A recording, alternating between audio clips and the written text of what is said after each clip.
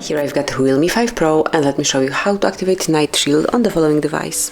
So at first you have to open the settings, then find and select Display and Brightness, and here you will notice Night Shield. It's right here, so smoothly click on this tab, and now you can either schedule Night Shield by tapping here and then selecting the period of time on which it should be active, so it can be between, for example, 11 p.m. till 8 a.m. next day, and that would be done every day.